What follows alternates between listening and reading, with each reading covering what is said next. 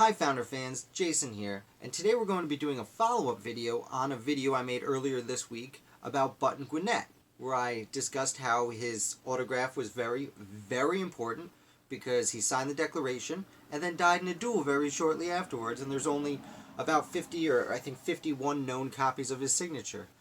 But I had one of our viewers, TJ, thank you TJ, recommended that I talk about the duel itself, and I thought that'd be fun.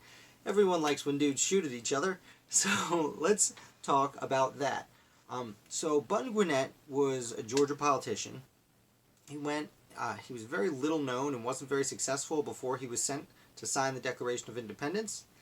He came back, and suddenly he was important because he carried with him a copy of a proposed government written by John Adams, and he helped to write the first Constitution of the state of Georgia. And that Constitution, like many at the time, it had a president in charge, which we now know as governor. I will call it governor throughout this video, even though technically they would use the word president for the first half of this video and then governor for the second. But anyway, he went down and he became pretty popular, and he was finally happy to be successful and got a little aggressive with it. Now, Georgia was a very young colony at the time of the Revolution. By 1776, Georgia was only founded in the 1730s. It was only about 40 years old.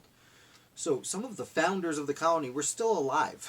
and because of this, there were many people who, other colonies had very successful people leading it. Georgia just didn't have that many successful people in it.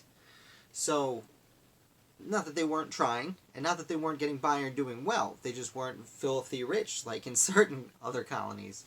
And I bring this up because not only had Button Gwinnett made his way up, another man named Lachlan, I should say, McIntosh, had also made his way up from pretty much nothing. And about this time, after independence, you have McIntosh and Gwinnett both kind of making their way up, and the offices get less and less until there's the position of Major General for the Continental Army becomes available. And both McIntosh and Gwinnett, who were already kind of at odds, both found themselves desiring this position, and they both ran for the position. As you know, they didn't actually run and get voted. They both stood for it, is how I should say. So it turns out, since he had a little bit more experience, Lachlan McIntosh was awarded the position. So, shortly thereafter, the governor of Georgia passes away, and who gets to take the position? Well, Button Gwinnett. So suddenly, as commander-in-chief of the Georgia soldiers, he suddenly went to becoming McIntosh's boss, where since they already didn't get along, you can see this is a recipe for disaster. I did read, although I have not been able to confirm, I read that Gwinnett had McIntosh's brother arrested for some reason. I will look more into that. I can't speak to the truth of it. What I can say is Gwinnett basically pushed for an invasion of Florida, which had already been tried and would be tried several times unsuccessfully by the revolutionaries. So as his boss, Gwinnett says, "Hey McIntosh, go invade Florida." And that didn't go so well. And McIntosh comes back, and McIntosh blames Gwinnett for hastily ordering this invasion, and Gwinnett blames McIntosh for being a poor general. And it comes to a head where McIntosh called Button Gwinnett a scoundrel and lying rascal. And as I've said before in videos, being called a scoundrel today sounds kind of lame. Like, ooh, scoundrel, wah. Back then, it was seen as very harsh. These were men who held their honor above all else, and scoundrel was basically the best way to say, you have no honor, you're a poopy face. Sorry, I'm trying to keep it clean on the internet. But I went with childish. I went with poopy face. I'm sorry.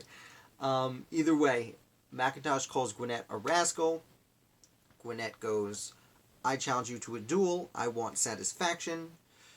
And McIntosh says, sure. So they meet on the dueling ground, which was actually the royal governor's old house. I'm not sure why they chose that location.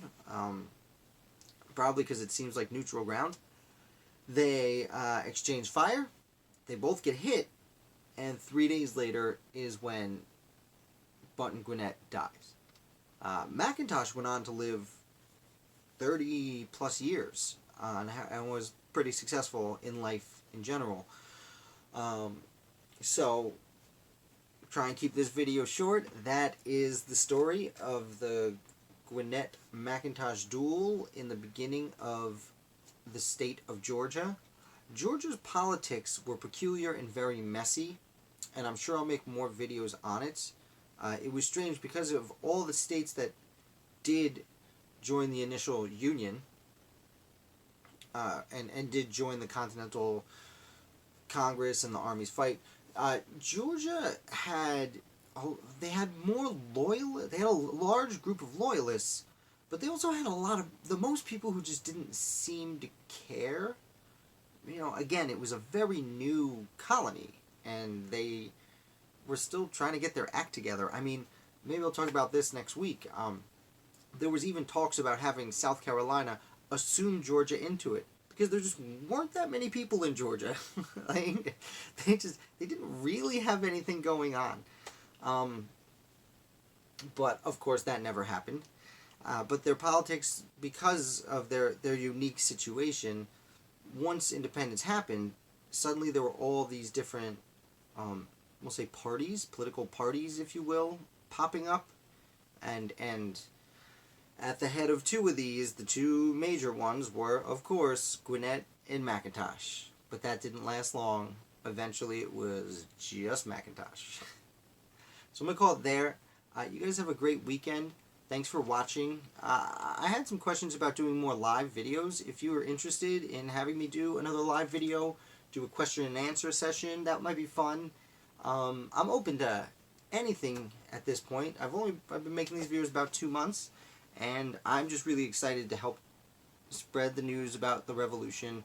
Of course, very particularly, the founders that we don't know, that I'll say don't get the love and respect as the Big Six. So, with that, I'll say have a great weekend, and I look forward to talking to you soon.